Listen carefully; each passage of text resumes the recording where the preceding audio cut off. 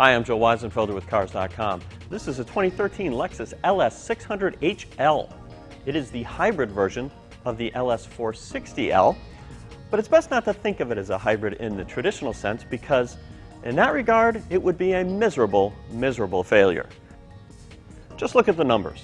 According to the EPA, this car gets 19 miles per gallon city, 23 highway, or 20 combined.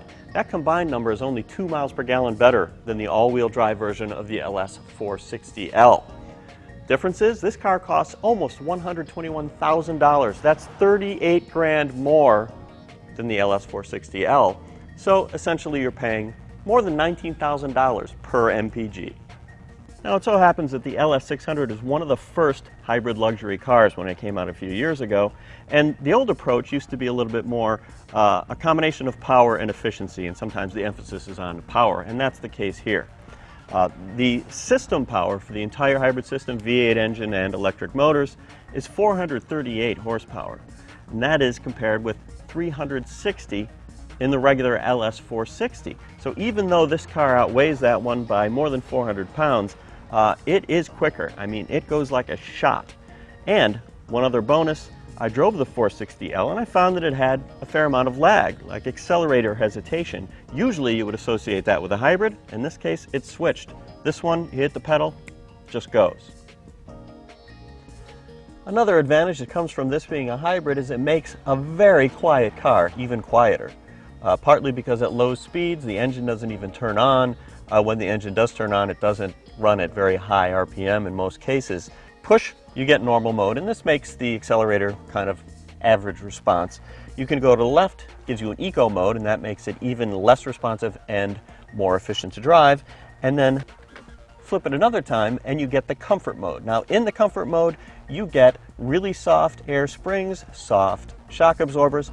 My editor friends and I agree that short of an ultra-luxury car, say a Rolls-Royce, this is the softest riding car you can buy. Now, if you flip in the other direction to Sport, it just makes the accelerator more sensitive, and go to Sport Plus, and that will firm up the suspension. And even in that mode, it's still pretty darn comfortable. The L in 600HL means this is the long wheelbase version of the sedan. That's the only way that the hybrid comes, though you can get short and long wheelbase in the regular gas-only version. Enormous back seat, as you can see, and this one has the executive class seating package, which is an option that's more than $7,000. Lots of neat tricks, the most mundane of which is simple recline. Not a big deal. But then there's something even better. You can control the seat in front of you, as can the driver. There's even a one-touch automatic version. It moves the front seat forward. It's reclining me automatically. And then there's an ottoman button. Hit the ottoman button, and it gives you a footrest, or a leg rest, I guess. Now, unfortunately, even at the average height of about 5'10" for a male, there's not enough room to put your legs forward. I'm 6 feet tall, but we've tried it with different people. But I think you'd agree, it's not a bad way to go if you can fit. Other neat tricks. Got your nice little table. You probably know some cars in the front have heated seats, sometimes heated and cooled. Heated rear seats are more common. This one has heated and cooled rear seats. And then there's the best thing in the car. It's not a phone, it's a control for the massaging seats. Now, I have never really liked a massaging seat in a car before. Usually they just inflate the lumbar bladders and stuff. This one is the real deal. You can vary the intensity, you can vary the frequency, it actually massages your back like one of those real massage chairs you can buy for your home, and you can make it vibrate too at different frequencies.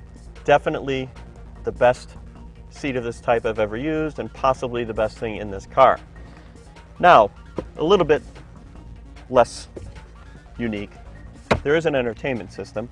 Actually pretty standard. The screen comes down as opposed to being in the head restraints. There's only one screen, has the remote control, has the wireless headsets, which you've probably come to expect in minivans and such. The main difference is this one plays Blu-ray discs. Now here's perhaps the biggest shortcoming to the 600H, apart from the price, and that is the trunk is pretty small, 10 cubic feet instead of 18 in the regular LS460L, and that's because of the battery pack associated with the hybrid system.